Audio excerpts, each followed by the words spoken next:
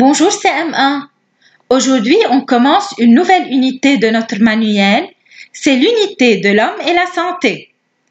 Nous allons voir dans cette partie le squelette humain et son rôle, le muscle et son rôle et les aliments. On a appris l'année dernière qu'une alimentation saine, une activité physique régulière et un bon sommeil sont nécessaires pour le bon fonctionnement du corps. De même, une bonne hygiène est essentielle pour se protéger des maladies. Rappelons-nous aussi que les principales fonctions du corps sont la respiration, la circulation sanguine, la digestion, le mouvement, etc. On débute l'unité par le chapitre 1 intitulé « Le squelette humain ». Le squelette humain est formé d'un grand nombre d'os. C'est lui qui donne une forme à notre corps et le soutient grâce à sa rigidité. Il assure la protection des organes fragiles. Les os sont reliés entre eux par les articulations. Ces dernières permettent aux muscles de faire bouger tout notre corps. Notre squelette est organisé en 3 parties. On a la tête, c'est la partie allant jusqu'au cou. Elle comporte le crâne qui protège le cerveau et les os de la face. Ensuite, on a le tronc. C'est la partie allant du cou jusqu'à la hanche.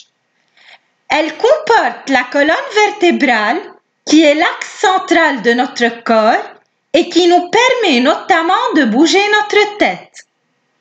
On a aussi la cage thoracique qui protège le cœur et les poumons et le bassin.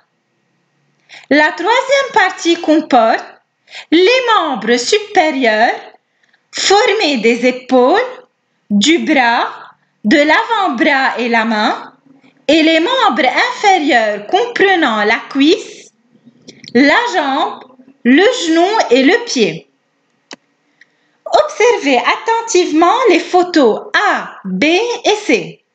Ces photos montrent le squelette d'un enfant, celui d'un jeune, puis celui d'un adulte. Les squelettes n'ont évidemment pas la même taille. Donc les os grandissent. Depuis votre naissance et jusqu'à l'âge de 20 ans environ, vos os vont grandir sans arrêt et par la suite vous allez grandir. Il faut donc leur apporter des éléments indispensables comme la vitamine D et des aliments riches en calcium. Alors, les os et les muscles grandissent. C'est ainsi que notre taille augmente régulièrement. Les os des membres de notre squelette s'allongent en grandissant. On va voir dans la dernière partie les os des membres supérieurs et inférieurs.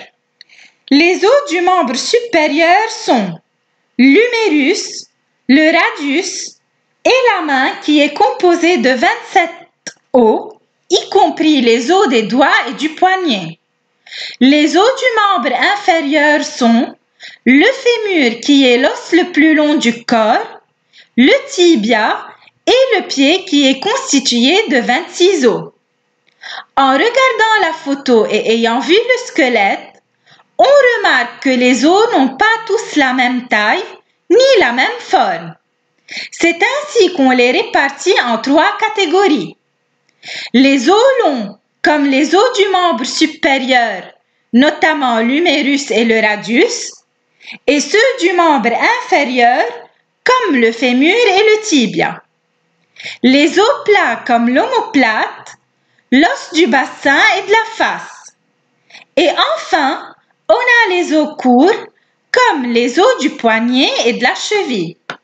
On arrive à la fin de notre chapitre. Merci pour votre attention et à la prochaine.